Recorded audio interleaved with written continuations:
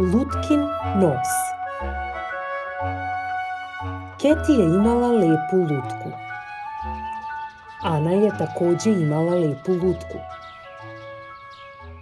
Dođi da se igraš s nama, zvali su Nedu. Ne mogu, reče ona. Ja nemam lutku.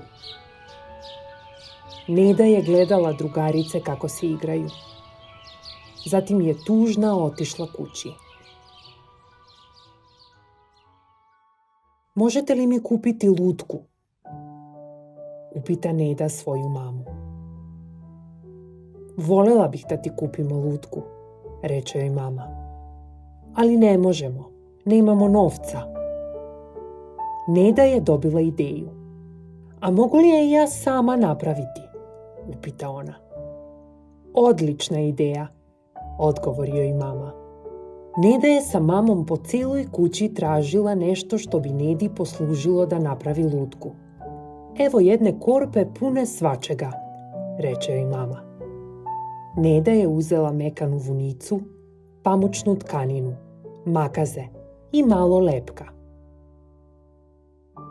Prvo ću napraviti telo, rešila je Neda. Počela je namotavati duge trake tkanine na jednoj olovci. Motala je i motala tkaninu sve dok nije postala meko telo. Teško je napraviti lutkinu glavu, reče Neda mami. Znam da treba biti okrugla, ali šta bih mogla iskoristiti? Neda je namotala meku vunicu oko jedne parice. Zavezala je paricu za lutkino telo debelim koncem. Odlično, reče Neda. A sada, kakvu ću joj boju kose napraviti?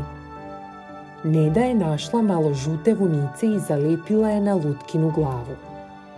Zatim joj pokupi kosu nebesno-plavom trakom. Lutki trebaju i oči, reče joj mama. Neda crnim flomasterom nacrta lutki 2 prekrasna oka, crna kao masline. Zatim je maminim karminom nacrtala lutki velike crvene usne. Kako da te obučemo, mislila se Neda. Zajedno sa mamom sašile su joj predivnu tufnastu haljinu. Sada si spremna da izađeš i da se igraš, rekla je Neda. Apčih, kinu Neda, apčih. Našla je maramicu i izduvala nos.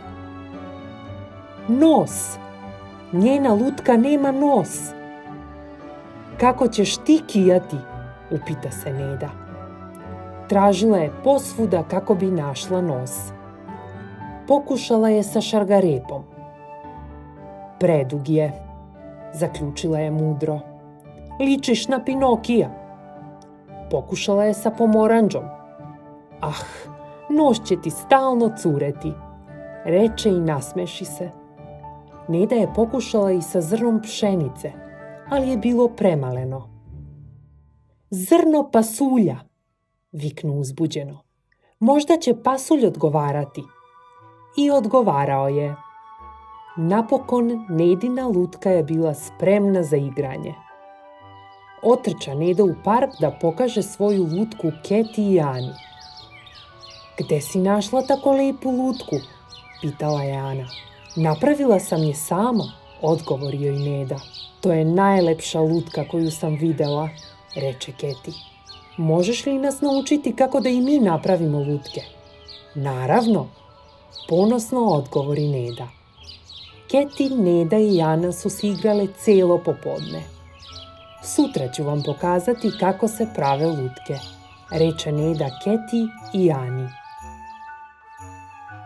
Tokom večere Neda ispriča mami da se lutka mnogo dopala njenim drugaricama.